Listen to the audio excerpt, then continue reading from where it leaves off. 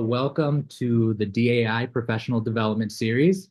I am coming at you live from the Lincoln Park Building in Duluth, Minnesota, and we have with us today Mark McConnell from Stronghold Tattoo. And I wanted to note that today's programming is made possible through a grant from the Minnesota State Arts Board.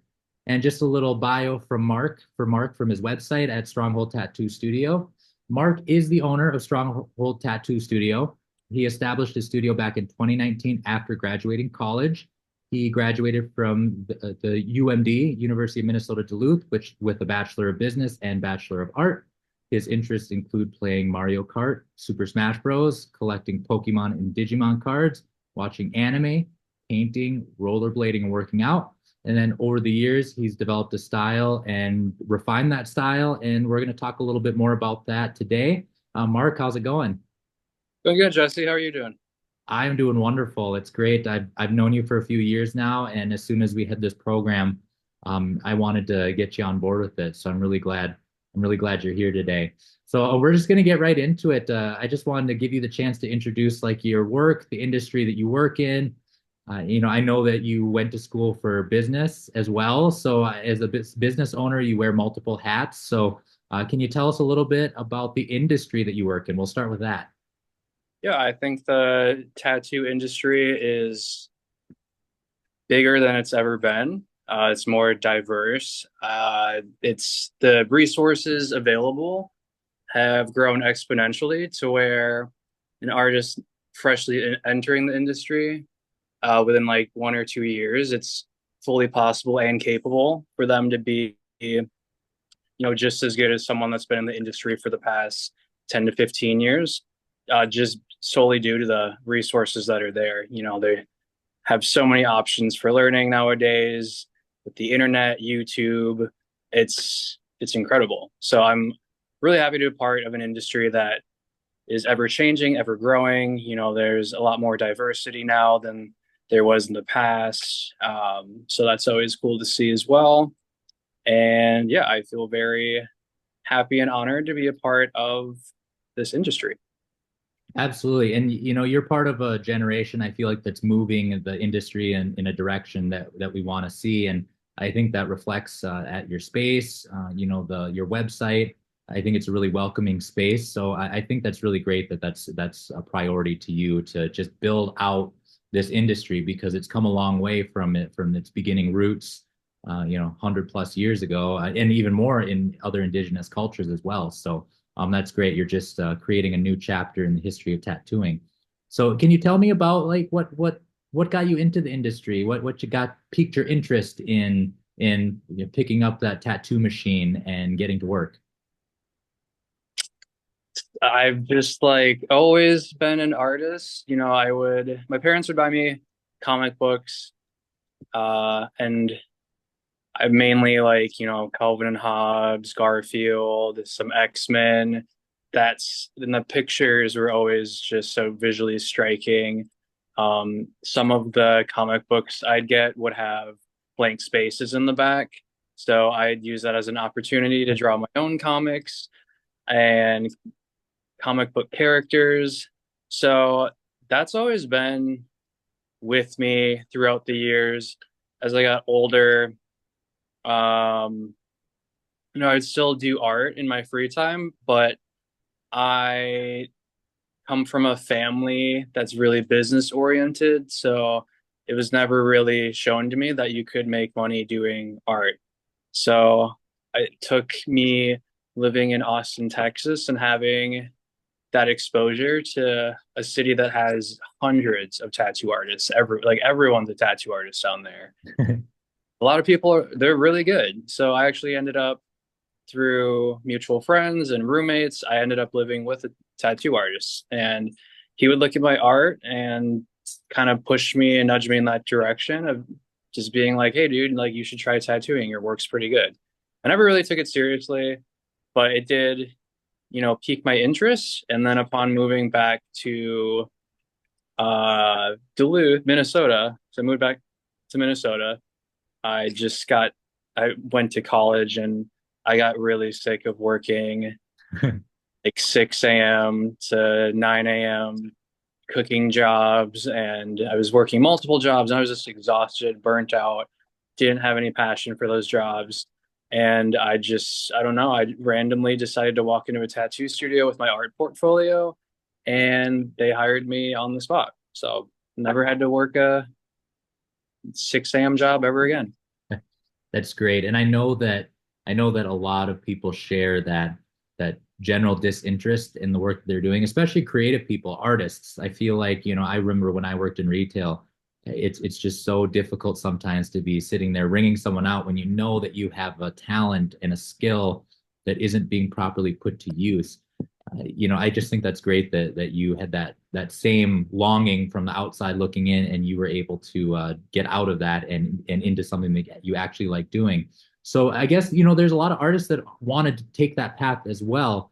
Now that you are a owner of a tattoo shop and a tattoo studio, what are the kind of things that you look for in new artists that are coming in? I'm just going to start this out by saying that I get a ton of requests to work for me or to have me teach them.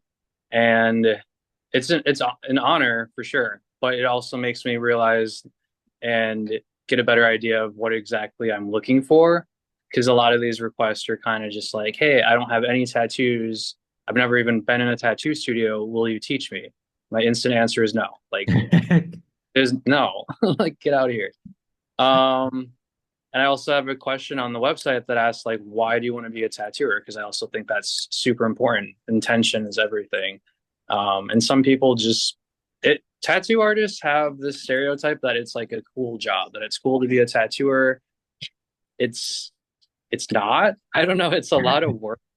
It's a lot of long nights. It's a lot of giving up free time, sacrificing family time, time with your friends, and just like growing up to do art for a living. It's not for everyone, and it can break a lot of people. Hmm. So I think as far as what I look for is someone that just is taking it seriously, like doesn't expect anything, isn't entitled. Someone that has done a lot of research and work on their end to actually understand, small aspects of the industry. Someone that's fully prepared to commit to not only years, but a lifetime of work. And I look for someone with a really strong work ethic, good attitude. You don't even necessarily need to be the best artist, but you need to be willing to humble yourself and work your ass off. That's what I look for. And I will, even if I hire you, I'll have a good idea of the type of person you are within the first couple of weeks. And you'll Hmm.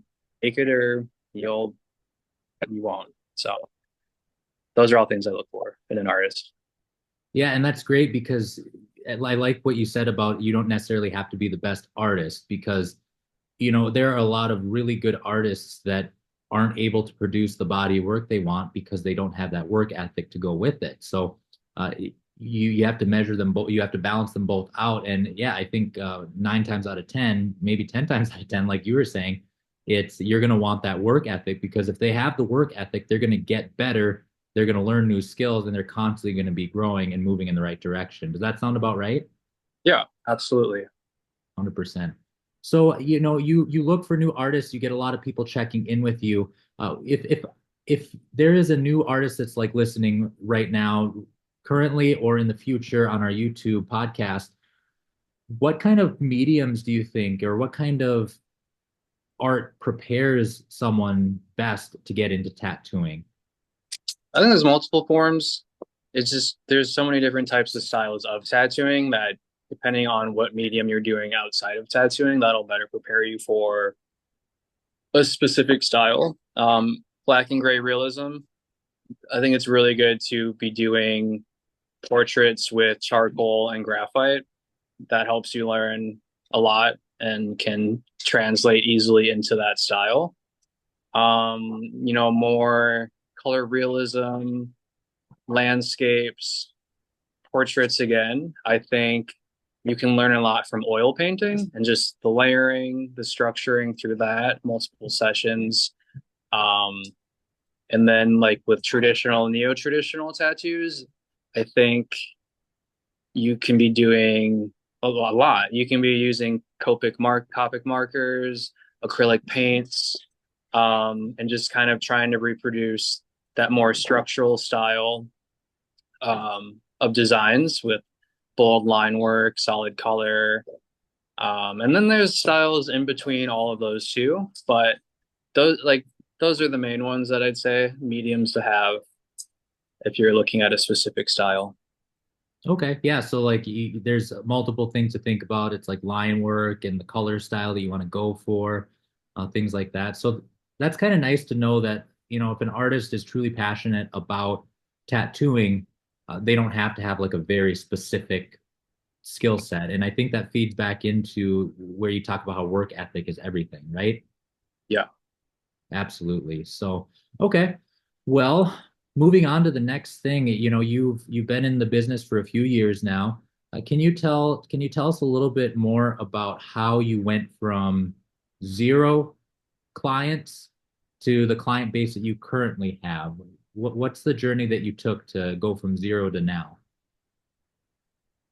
I think just like focus, I don't know, it comes from being passionate about what I do, caring a lot about what I do. Every tattoo that walked through the door, I gave it my all. I did the best I could, given the skill set I had, and the tools at my fingertips. So even beyond just doing the tattoo and, chatting with them, giving them a good tattoo and good experience, I'd reach out beyond. I'd ask them how their tattoo healed up. I'd check in. And a lot of times that constant communication beyond the tattoo does lead to more work. Hmm. So it's like, hey, I've been thinking about you. I also wanted to book another tattoo. This one healed up great. Thanks for asking. And I think it just shows that you care and you're not just treating your clients as a way to make money. Hmm. So that building that type of relationship with clients constantly and consistently throughout the years, I still tattoo people that I did almost 10 years ago in my apprenticeship. I actually just hired one of my good friends and clients to be the shop manager. So I really put the care and effort into those relationships that I build. Every single one, big tattoos, small tattoos, like they all. You treat everyone with the same passion and respect, and it sounds like it just comes right back to you when you're genuine about it. Yeah. Absolutely. What would you say the biggest, we live in a social media age, and, things have definitely changed a little bit from when you first started. But what would you say is a big key to like marketing your skills? We talk about having that relationship with your clients. What would you talk about with like social media and marketing your skills? Oh, I mean, it's easier to reach out to clients that way. Just shoot them a DM, be like, "Hey, thanks again for letting me tattoo you. Just checking in. How did it heal? Does it need a touch up?" So it's really quick and easy that way rather than emailing. I mean, you could email too, get a response that way. I'm definitely a big fan of emails. I'm not a fan of social media, but I am on it. I try and stay off it as much as possible. I am there for my clients when they need me. Um, but a lot of it's word of mouth. Like I think my work speaks for itself. So a lot of new requests I get are sometimes from people that have stopped my client in like a grocery store or at a bar or something, said, "Whoa, where'd you get that?" And they say, "Mark Tyler at Stronghold. You should go see him." So word of mouth, I like a lot better. It's a lot more organic. I don't have to do anything. I don't have to try and make weird TikToks. Yeah, I think everyone that does work for people. I'm not saying anything against it, but I think word of mouth is my And biggest. and I think the way that your mindset and the way that you build up your tattoo community and the way that you treat your clients, it feeds into that, into building up that community organically for sure. And you've been at it for a few years now, so that's really nice that you've had time to really get the snowball effect going with that. And yeah, like, social media, it can take as much away from you as it gives you. So in your case, it's nice that you don't have to rely on it as like a vital part of your operations. So that's great. Okay, so I wanted to ask you a little bit about the work itself that you do. Can you tell me a little bit about the tools that you need to be in the tattoo industry? Like, what are the tools and the equipment? And can you tell me a little bit about that? Um, yeah, it's just I mean, like nowadays there's different types of tattoo machines. There's wired, coils, and then there's wireless, rotaries. So they're just tools. You can use any, you can use all of them. I think I like switching it up. I like trying out different machines. Um, I feel like I found my go-to. I like lining or doing line work with the coil, and I like shading with the rotary. So I do a mix of both. Hmm. I need standard like medical equipment, dental bibs, gloves, inks, uh, needles, all that. So, Hmm. say So, aside the physical things you need, you also need someone willing to teach you how to use these things. Because anyone can buy a machine off Amazon, anyone can buy ink. Still don't know what you're doing, even with YouTube videos. It's still not going to be executed properly unless you have an expert teaching you. mhm. Absolutely. And that's one thing that I've noticed, since I met you is that you have, once again, the respect that you have for your clients, you also have that respect for the craft and for the tradition of the medium. And in some cultures, tattooing is a sacred activity and a sacred art. So you certainly want to treat it with that respect as well. I really see that respect coming from you toward the medium just as much as I see it toward your clients. So that's really great to hear, and that's just part of what makes you the artist that you are today. So can you tell me, like, step by step, what it's like being a client that comes in and works with you? Say they come in with a tattoo idea and they want to set up an appointment. Like, what's the process that you do as an artist to get from point A to that final tattoo that's on the client? Sure. First, I just sit down and talk with them, trying to figure out what exactly they're looking to get. Right off the bat, if it's something that isn't in my style or I'm just not feeling or passionate about, I won't take it on because I think it would be doing both of us a disservice if I wasn't all in on something like that. I'm not in the industry just to make money. I'd rather create artwork that me and my client both love. So I, ask them what their idea is. I see how flexible they are. I try and give the best advice that I can give to make the best tattoo possible. Sometimes clients are very set in their ways, don't want to change a thing, and those aren't a good fit for me. I think when that happens, a lot of times people bring in a picture and are just like, I want this exact, I want no changes. Can you do this? It's like, yeah, technically I could. Would I feel good about stealing artwork like that? No. And I just do that. So sometimes I'll pitch the idea like, hey, I like this ideas, I like the concept. So how can we create an original tattoo design based off of this other artist's work and concept? I also make sure that they like my style because them showing me a picture of a tattoo that another tattoo artist did, like Mhm. that's style. I'm not trying to replicate it. I don't want to replicate it because I have a completely different style from a lot of artists. So I make sure they're comfortable with me and my style. So I make sure they look through my artwork and just make sure they trust me because I want them to know that again, I'm just trying to do the best tattoo possible. So if they trust me, then I'll say cool, and I'll map out the place where they're getting the tattoo. I'll use tracing paper. I'll see if they have any existing tattoos around the area. Take some measurements, and then go home and compose a drawing based on what they want. At some point, I'll call them back in. We can size up the drawing, see if it fits the spot, maybe do a couple of tweaks, and then we'll set an appointment where I can actually tattoo that idea on them. And they'll come in, you know, dressed properly. They'll have eaten a meal before. They'll fill out the paperwork and maybe bring snacks, and they'll be good to go. Awesome. So yeah, you do a great job of walking them through the whole process, and you even on your website here, I see that you've listed the subject matter that would be a good fit for you. So I see you have like chess pieces, large-scale neo-traditional sleeves, traditional Japanese sleeves, large-scale anime portraits. I know that you have a really anime aesthetics are kind of a strength of yours. So does that come from like the your Pokemon and Digimon fandom, or where does the love of the anime aesthetic come from? I think just like always being a bit of a nerd growing up and not necessarily feeling like I ever fit in anywhere. And I think there's a whole culture of nerds that kind of feel like that, Hmm. just kind of weird kids. And anime is a newer style that kind of just started emerging and it's making huge waves throughout the industry. So I thought that was super cool to once again have representation in an industry that was all like hardcore bikers and like whatever flames and barbed wire. Lulz.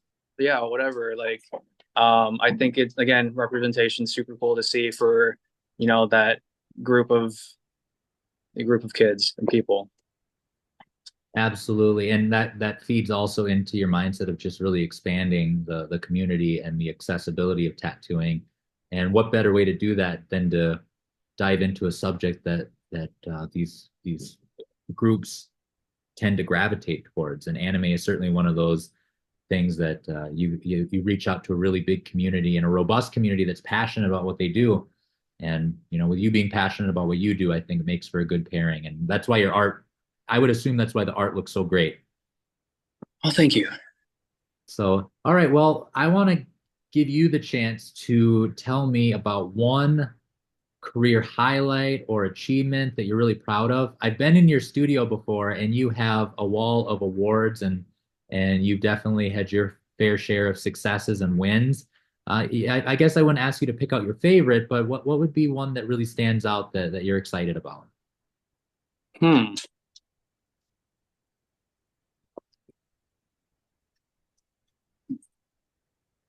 I think there were maybe like two, if we're talking about awards. The biggest achievements were one, my first award, because I got that, like public recognition. I felt validated as an artist. It just felt good to win. And then tied with my last award that I won, where I just had a realization that, it's just three people judging you. It's a very like winning an award for a tattoo convention is such a specific thing where you're just getting judged. It depends how many people you're going up against, the type of quality and work they put out on top of, these three judges, their taste and preferences, how they're judging. So I think that was a feeling where I'm like, these awards don't mean anything to me. They're not a indicator of how good I am as an artist. Like I just stopped caring and more so like my personal growth as an artist is what matters more. And I don't need the validation of others to define that for me. And I, it's, it's not that I don't feel deserving of the awards, but I just like always want to be better and always um, strive to be better. So the awards, they definitely don't give me any sort of ego. And it's almost like they're dated. I don't know how to explain it, but they just, yeah. So I think the last award I won again was more symbolic of like this isn't it. This isn't what I want. I don't really care um for these at all. I'd rather, you know, compete with myself, if that makes sense, and just Um, strive to be a better artist on my own without external validation. mhm. Which is great. I mean, that's a skill that you can't really teach. That's like an intangible, and it explains a lot why you managed to be self-motivated and you managed to really, you know, create this whole culture at your shop and affect all these other artists and your clients' lives in a positive way. So I think that all tracks. That's really great. It's not about the hardware. It's about the relationships that you build, is what I'm hearing. Yeah. All right. Well, Mark, I want to thank you for joining me. We'll do a little Q&A here afterward. I just wanted to give you the chance to share with us where can we see more of your work? What's the best place to check out what you're doing? Um, Lately, I've been pretty private. I'm not posting a lot on Instagram or social media. Tracks lines up with me not wanting to be on social media. I've just been out enjoying life, traveling, doing awesome things. But if you want to look at my artwork, if you want to check out the studio, just stop by. We're open Tuesday through Sunday, varied hours, but I'm usually always there. Yes, yep, I can attest to that. Stronghold Tattoo Studio, it's in Lincoln Park. Usually you can park within a block of there. I haven't had any trouble really finding a spot to get to you, so that's really great. So your shop is uh, is a really great location. You're part of a good community there, businesses, and I'm glad that we have you in the Duluth community. All right, so I just want to thank our viewers and our listeners. This has been the Duluth Art Institute Professional Development Series, and it was made possible by a grant from the Minnesota State Arts Board. For more information on the Professional Development Series and our downtown galleries, please visit our website at duluthartinstitute.org.